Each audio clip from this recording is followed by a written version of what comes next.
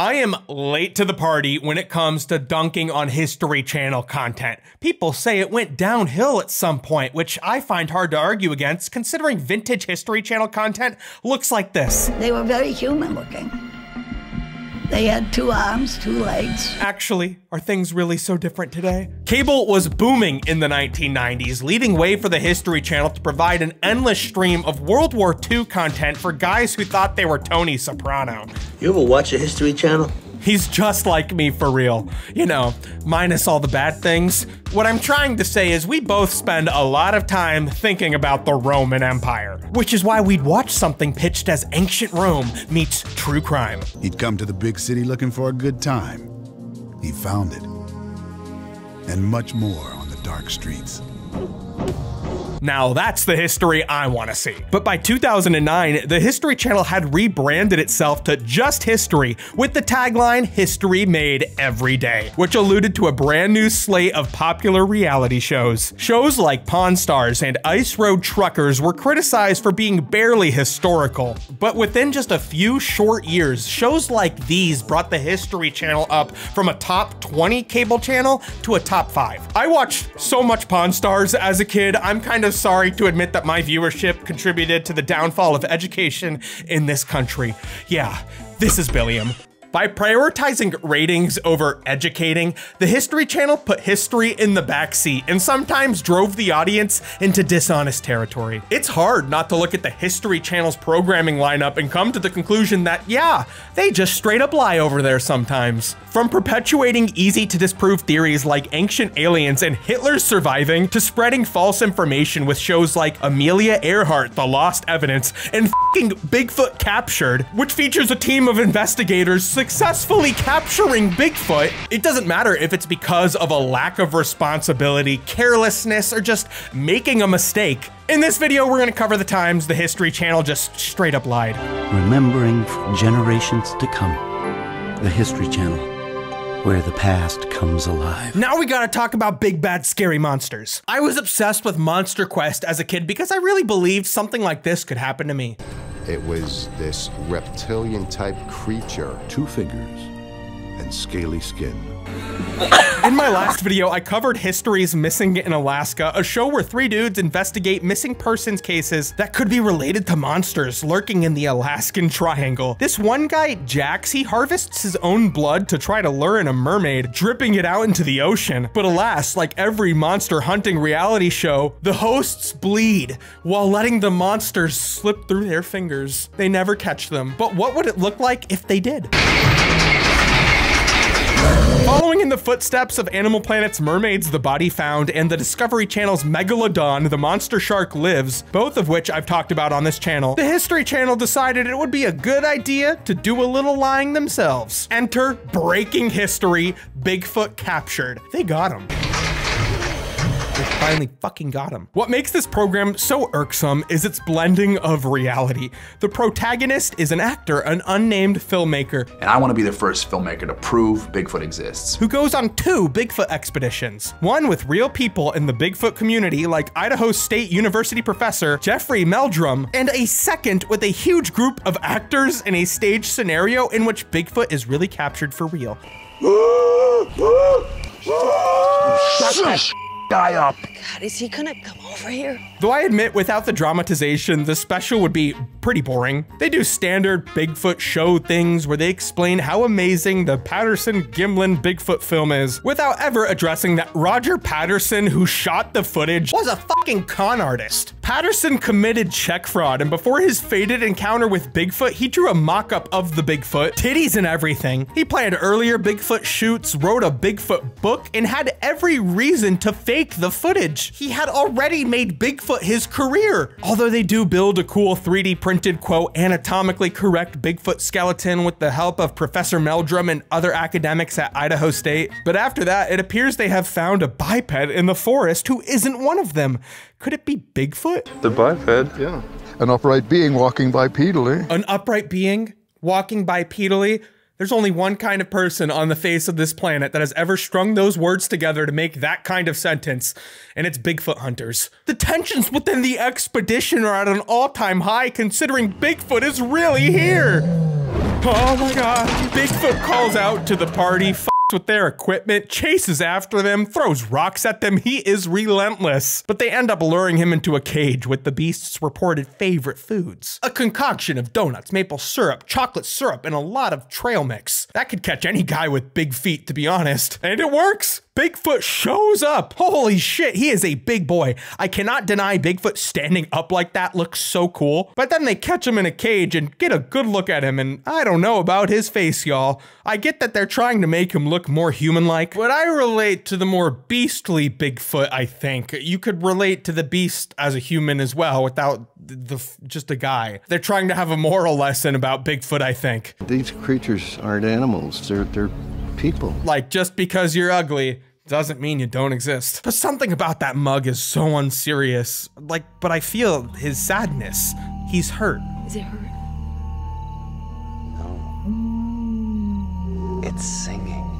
Yeah, dude, fuck that. Do you think Bigfoot is holding space for breaking history? At the end of the night, Bigfoot defies captivity, escaping and leaving the team to an emotional, wicked breakdown. Let's settle this. We men about this. We just lost a Sasquatch. I applaud them for going full out here. Like, yeah, fucking lie to me, History Channel, but make it obvious. Really? Oh yeah, I'm ready. Let's go. Let's go. You're big fucker. Bring it.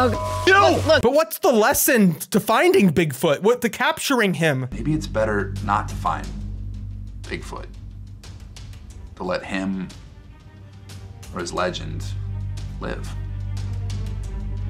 Was Bigfoot ever meant to be found?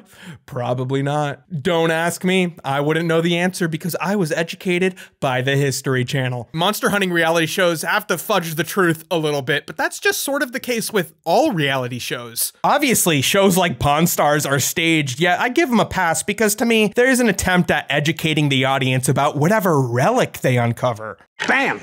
That is 18th century onyx diamond authentic spectacles. Sweet. Like I never even knew that 18th century onyx diamond authentic surprise spectacles even existed. The staging of the negotiations are all dumb, but I like show and tell as a format, especially considering I'm not even sure I would watch a whole documentary about Pez dispensers. That's an insult to the Pez community. I can't believe it. Just show them to me and tell me about it a little. Yet early into producing reality shows, the History Channel figured out that there would be a conflict of interest in between people looking to make good reality TV and people wanting to educate the audience. For example, Chasing Mummies takes real Egyptian archaeologist Dr. Zahi Hawass. Zahi's friends call him the Pharaoh. He rules his world like a king and holds all the keys. And clashes him with reality show producers looking to make good, dramatic TV. It sounded crazy, but you never say no to a pharaoh.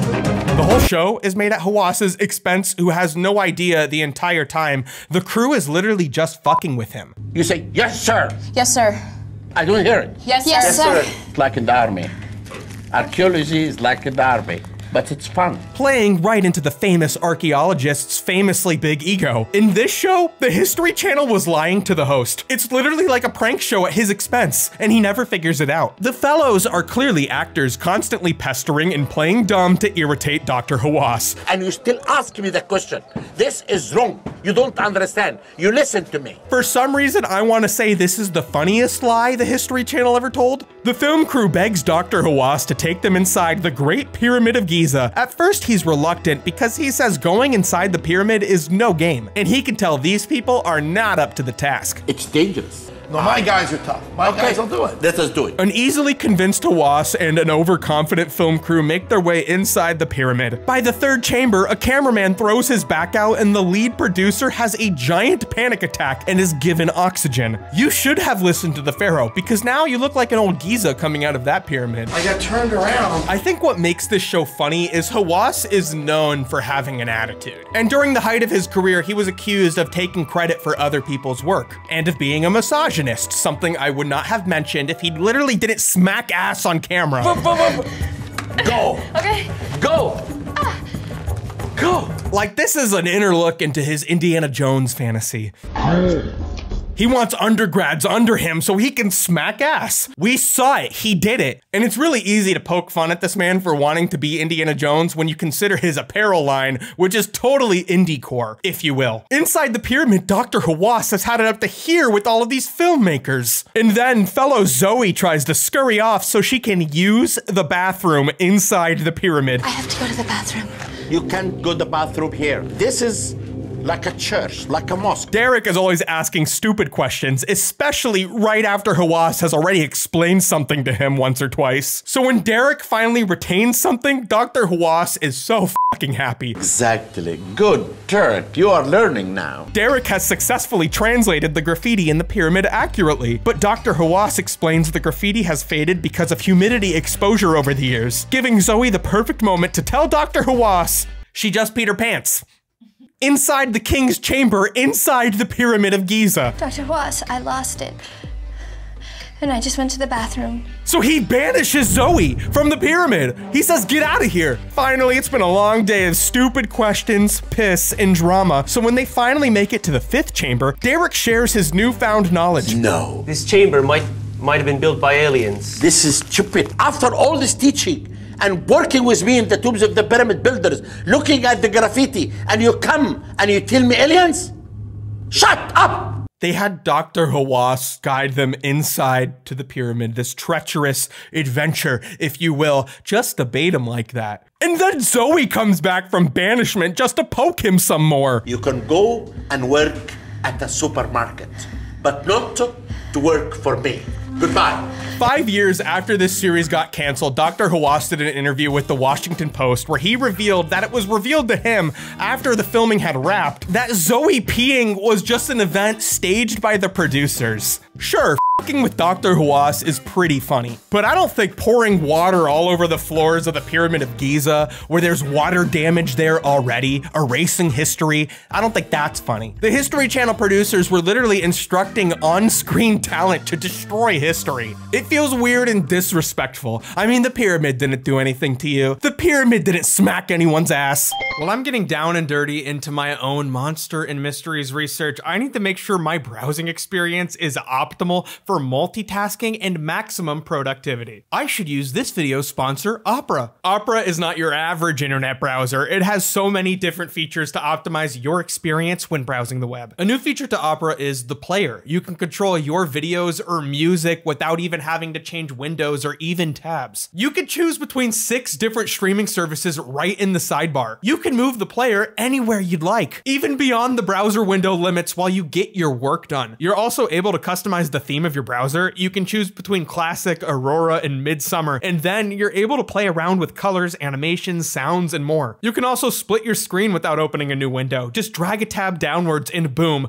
double productivity. Something I find useful with all of my different tabs though is the tab traces feature. The tab trace feature makes it really easy to pick up where you left off, allowing you to track your recently used tabs with a subtle visual trace. Still too many tabs? Don't worry. Opera has tab grouping called tab islands. This way you can categorize your open tabs and save screen space by expanding and collapsing your tab islands. I personally love the look of the browser's design and how it integrates all of the different features. If you're ready to update your day-to-day internet browsing experience, use my link below and download Opera today. Thank you again to Opera for sponsoring the video. We would not be able to cover the History Channel in any meaningful capacity without mentioning ancient aliens. A number of people who have claimed that they've been abducted by extraterrestrials also claim that they've witnessed what they say are alien-human hybrids. But that show's success really was just an inevitability, as History Channel aired tons of crazy alien shows before Ancient Aliens was ever a consideration. What's their real agenda? There was a biological,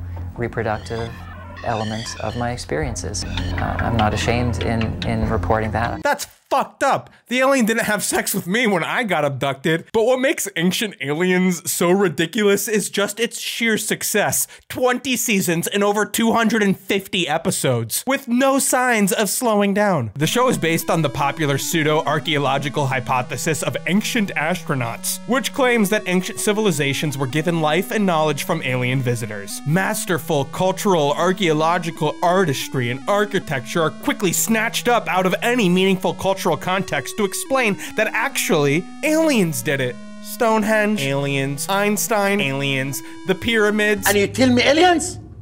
Shut up! Not the pyramids, not the fucking pyramids. When I said I was late to dunking on the History Channel, I mean I'm really late. Over 10 years ago, South Park dunked on ancient aliens in a parody retelling of the Thanksgiving myth. The Pilgrims and Native Americans may have been visited by aliens.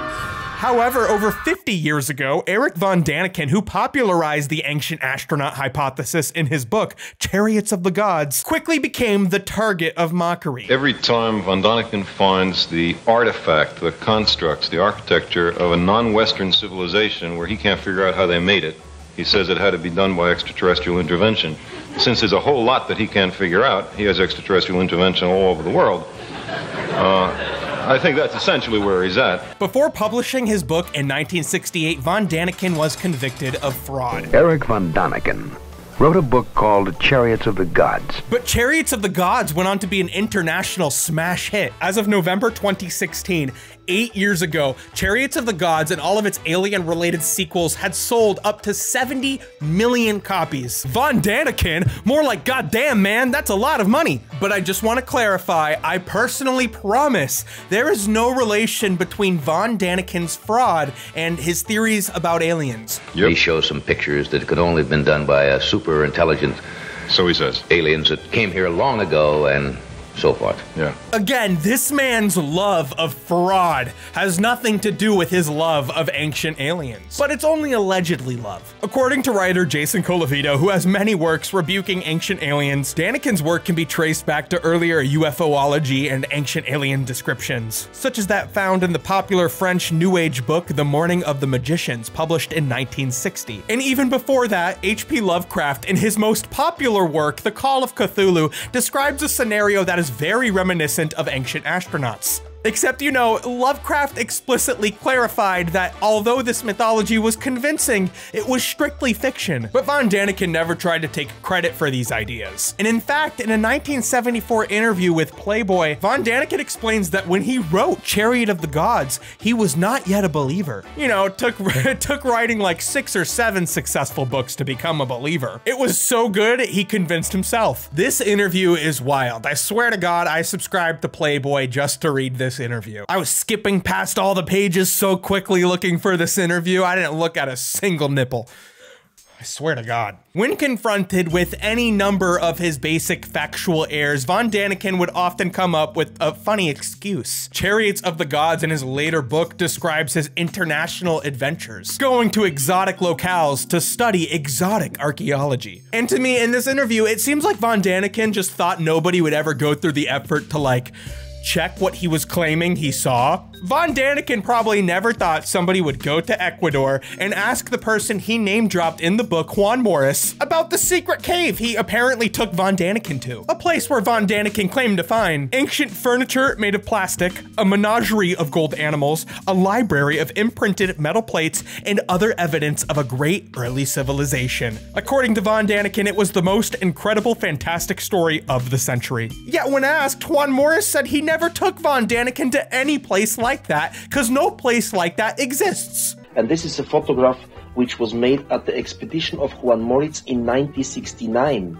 I was never here. But that's not what the book says. Von Daniken clearly describes descending by ropes and switching on his light to visit the underworld of a strange unknown race. The fraud has nothing to do with what he says about aliens, but the interview is capped perfectly. Eric von Daniken is asked bluntly, "Are you, as one writer suggested, quote, the most brilliant satirist in German literature for a century?" Von Daniken replied, "The answer is yes.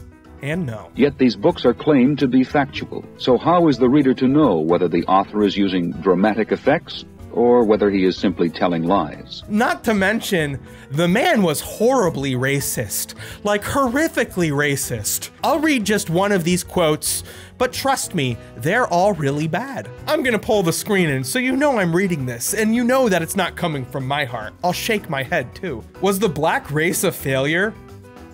And did the extraterrestrials change the genetic code by gene surgery and then program a white or yellow race? Extra one for the yellow race.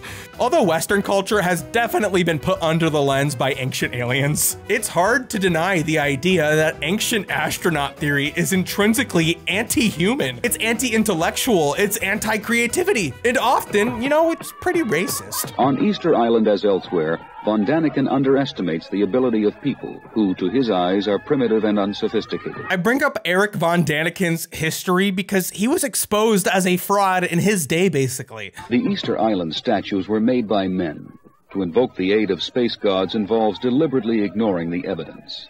Me no dum-dum, you dum-dum. Yet in the early days of Ancient Aliens, he was a talking head. He's still alive today. And the guests on the show constantly bring up von Daniken's work in a very reverential way. I couldn't put that book down because it answered a whole bunch of questions that I had. And Ancient Aliens wasn't even the first time he was covered on the History Channel. Ancient Astronauts was a topic on History's Mysteries in 1998, on Mysteries of the Ancient World in 2003, on UFO Files in seasons 1, 2, and 3, and even after the show Ancient Aliens started, the theory was covered on the show America's Book of Secrets, chronicling the government's apparent role in covering up ancient astronaut hypothesis. Extraterrestrials are coming to this planet and they're doing some very strangely evil things. I understand a few specials from a few different shows here and there, but how the fuck did they take this concept and make a 300 episode epic out of it? Well, they basically just go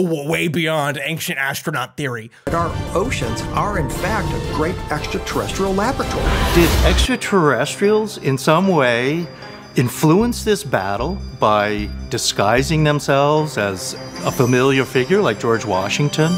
Is there a connection between aliens and insects?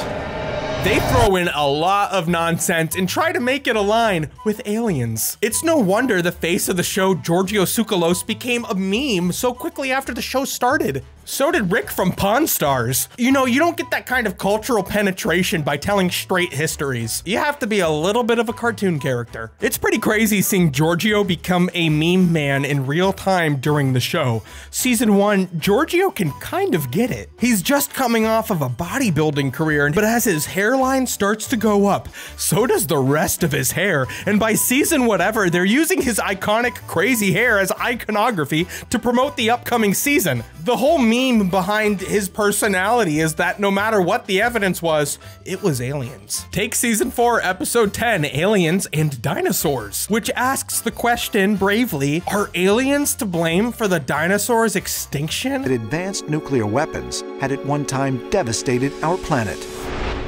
And might they have been deliberately deployed in an effort to wipe out the dinosaurs? I'm assuming they're asking so we can press fucking charges. Or were they deliberately killed off? It's determined the aliens must have waged nuclear warfare against the dinosaurs in the past. We know this thanks to radioactive dinosaur fossils being found. But even that's not so amazing because as the show fails to explain, there's naturally occurring radioactive material in the earth from volcanoes, which is carried to the bones via groundwater. Duh. They figure out by exploring up their own ass that aliens killed the dinosaurs, genetically engineering them into birds because they are, quote, more manageable. You just can't argue with that. Birds are suspiciously easier to handle than dinosaurs are. But as the show says, birds are actually dinosaurs. Because of aliens. The theorists' so-called evidence are usually cropped images of what they want the viewer to see. Apparently, there's a carving of a stegosaurus on the outside of this temple monastery in Ta Prohm, Cambodia. Yeah, that really does look like a stegosaurus there, and I'm pretty stumped for a second. But one more thing. Can I see the rest of the photo? Yeah, you see those scalloped edges kind of just look like a fucking plant underneath a modern animal, and all of these little carvings are adorned with plants behind them. I found this approximation of what it would look like colored in. You know, I'm starting to think that might not be a stegosaurus. And let me tell you, when I saw this thing, I said, fuck, that looks like a stegosaurus. They also try to pass off other known hoaxes as evidence without explaining their origin, such as the ancient Ica stones. they depict humans riding dinosaurs. That's pretty convincing, except for the fact that they're actually the work of a Peruvian farmer, a human artist, who admitted to carving the stones himself. Ancient Aliens is trying to take away his artistry and attribute it to aliens. You lie! You lie! Also, wait, what do you mean aliens? We're talking about humans and dinosaurs living together at the same time. What the fuck does this have to do with aliens anymore? What happened to the aliens? The show just moves on from them for like half of the episode to prove that humans and dinosaurs walked together on this earth at the same time. But as Riley Black, writing for Smithsonian Magazine, points out, this goes beyond aliens because these misconceptions are also commonly used as creationist talking points to discredit evolution, which the show describes with a deriding attitude. Open the schools.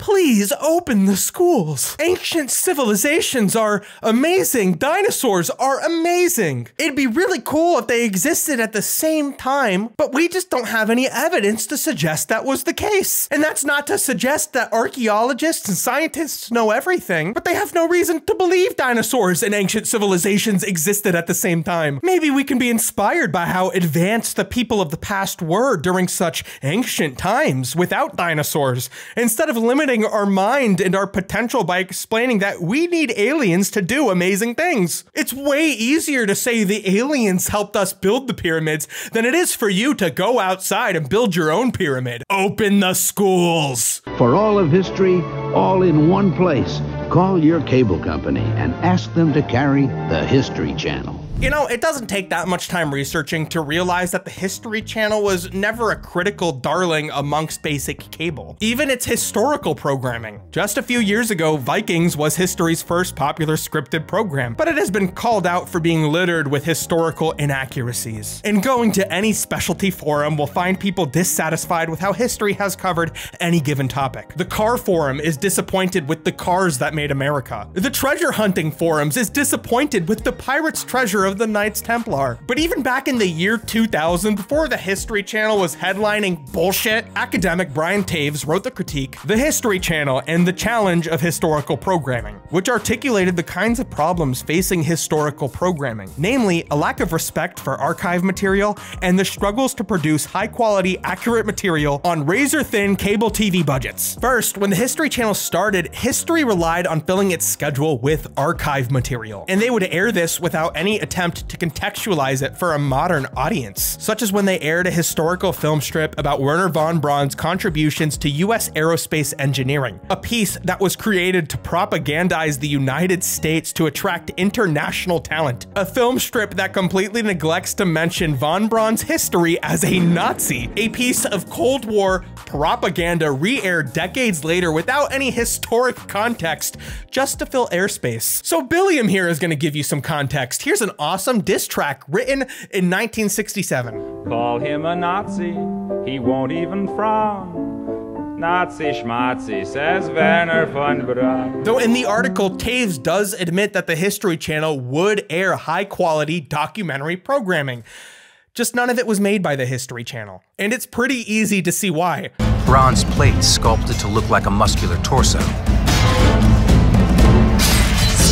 Back then, A&E and History Channel's flagship biography series had a budget of around $50,000 to $60,000, with a turnaround time as quick as a week, and on one occasion, a single day, as they aired a special on Sonny Bono immediately following his death. When compared to PBS's biography series, American Masters, which was produced on an average of $500,000 to $600,000 apiece, with 6 to 8 months of production time. The result, even some of the History Channel's well-regarded programming from its early days had mixed results. The Old West would regularly feature narration that disagreed with the historians they interviewed on the show, alongside inaccurately placed B-roll, which would often create a new, unintended, and often extremely inaccurate meaning. It's hard to say the History Channel necessarily went downhill when its integrity was being questioned within the very first year it was on the air. In 1996, it was reported the upcoming series, The History of Enterprise, would be sponsored by some of the corporations corporations whose stories would be told in it, including AT&T and General Motors. The Chicago Tribune asks, is the History Channel selling out? Okay, bro, I know this article was written 28 years ago, but the History Channel was 1 year old. How could you say they were selling out to anything? You can't sell out if you were never authentic to begin with. In history's pursuit of creating historical entertainment, often historical inaccuracies wouldn't only be a flaw in their production workflow, but an inevitable feature. On 3 different occasions, the History Channel had to pull or change programming because it did not meet to their editorial standards in a very extreme way. We're not talking about inaccuracies in historical content. They let a lot of that stuff go. In these examples, somewhere along the way, somebody had to just straight up lie. First, in 2004, History had aired a conspiracy piece called The Men Who Killed Kennedy, based on a book by former attorney Barr McClellan, who had been disbarred after being accused and charged of forging signatures. The special directly implicated JFK's vice president and future president Lyndon B. Johnson as the lead conspirator behind JFK's killing, an accusation which put the History Channel under fire from former members of Johnson's administration and his widowed wife. History apologized and pulled the program from syndication after having it reviewed by historians, which maybe should have just been in the production process to begin with. Then in 2015, season 2 of the show Hunting Hitler premiered with a brand new lead. They want to prove Hitler survived, and this photo apparently shows an aged Adolf having escaped to Argentina. The photo is proven to be a fake in a later episode, but the show fails to reveal that this is a photo of Mo Howard from the Three Stooges. They later re-edited the season premiere to make it appear as if the team had suspected it to be a fake the entire time. But as YouTuber James K. Lambert points out, this is a still from a video of Mo Howard, meaning somebody would have had to reprint it on photo paper and create the frame to make it a forgery. In the episode where it's revealed to be a fake, they absolutely just stop short of explaining where the photo came from. That it's one of the Three Stooges, revealing the cast of Hunting Hitler to be the modern iteration of the comedy trio. If they re-edited the episode, you have to ask the question,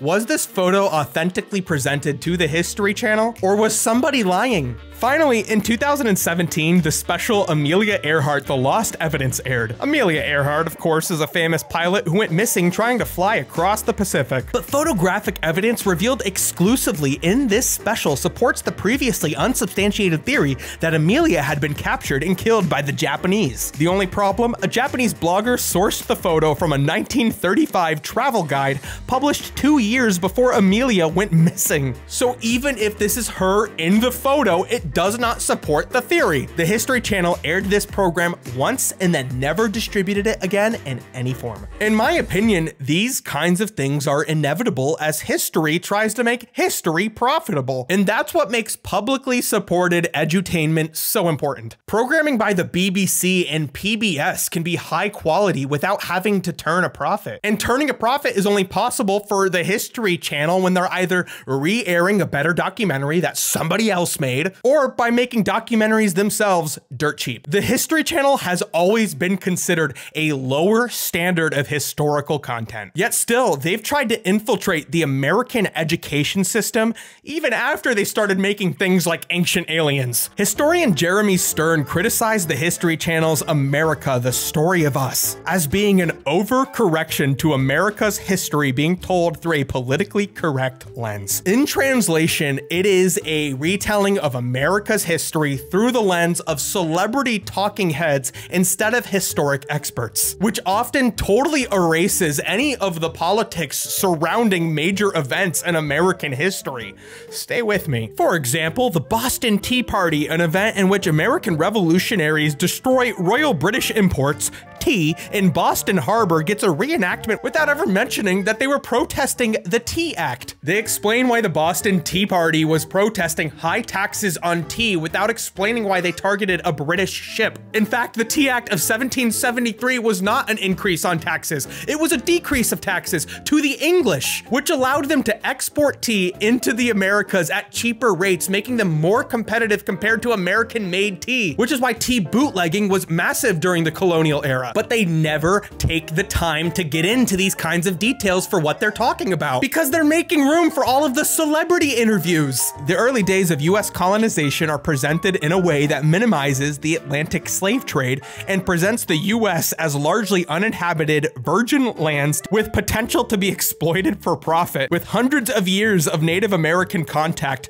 being glossed over in literally seconds. Stern finishes his review describing America, the Story of Us, as a series so empty it hardly deserves to be called a documentary. One might as well try to reconstruct a chicken by staring at bits of eggshell. But why am I mentioning this all these years later? Why is this unique amongst the History Channel's shows? Well, because the History Channel ran a campaign to give a free copy of this series to any classroom in America who asked for it, along with accompanying curriculum material. It was introduced by President Obama and featured interviews from Donald. No one would guess he'd be the next President Trump, giving commentary that could really be included in any documentary about anyone. You know who I want to teach me about my history? Martha Stewart. America makes me want to sing, so bring in Sheryl Crow. And hey, we're giving out this program to high schoolers, so why not throw P. Diddy in there? He loves kids. All these celebrities are here to talk to you about the American dream, regardless of the context and the content of the episodes. And when they were sending this out to high schools, I was in high school. I remember the worksheets, the study guides, and then I remembered something else. I had an ebook when I took American history, and I still have that ebook. This is my high school history textbook. And look who published it. Well, well, well. No wonder why I'm fucking stupid. The Penny Pinching History Channel wrote my American high school textbook. But on the flip side, penny pinching is why the History Channel's reenactments are so good. That is to say, they're not good at all. They're really bad. But oh boy, do they give these documentaries texture. I'm so happy I live in the same world as these crazy reenactments, and it is how history happened in my head, because that's what I was taught. So if you're interested in hearing the opinions of a man with a cable TV education, why not subscribe? See ya.